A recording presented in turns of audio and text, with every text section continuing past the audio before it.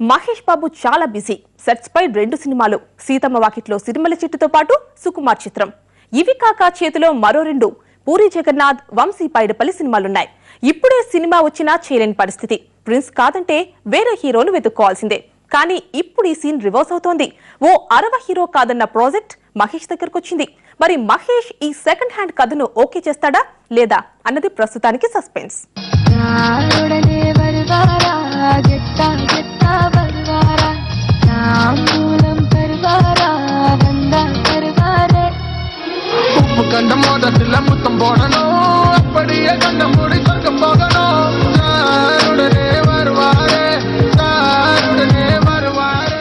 Telugu star హీరోలే కాదు, 60 దర్శకులకు మహేష్ బాబు అంటే యమా craze.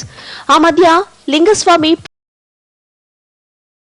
Prince కోసం ఓ కథ చెప్పాడు. ఎక్కడ బెడిసి కొట్టిందో గానీ వర్కౌట్ కాలేదు. Love story specialist Gautham Menon మనసు మహేష్ వైపు వెళ్లిపోయింది. ప్రిన్స్ తో ఓ సినిమా తీసేందుకు ప్లాన్ చేస్తున్నాడు అన్నది కోలీవుడ్ టాక్. గురువారం మార్చి 1 సాయంత్రం 5:40 తొలిసారిగా చూసానే నిన్ను, చూస్తూనే ప్రేమ పుట్టి నీ పైనే లెన్స్ పెట్టి నిదరే పోనందే నా కన్ను.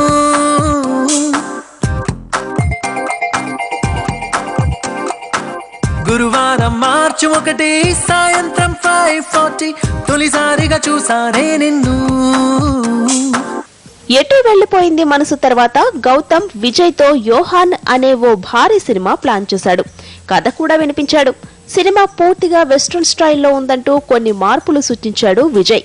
స్క్రిప్ట్ మార్చడం ఇష్టం లేని గౌతమ్ ఏకంగా హీరోనే మార్చేశాడు. తెలుగు, తమిళం, హిందీలో తెరకెక్కించే ఈ సినిమాకు హీరోగా మహేష్ అయితేనే సూట్ అని ఫిక్స్ అయ్యాడు. ఆల్రెడీ మహేష్ తో ఈ సినిమాను చర్చించినట్టు కూడా తెలిసింది.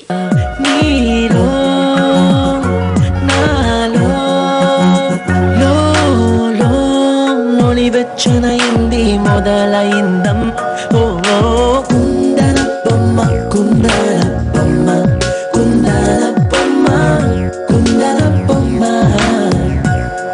కుందన బొమ్మ కుందన బొమ్మ కుందన.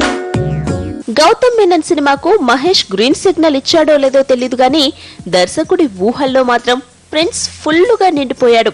ఈ త్రిభాషా చిత్రానికి అతడే న్యాయం చేయగలడని నమ్మకంతో ఉన్నాడు.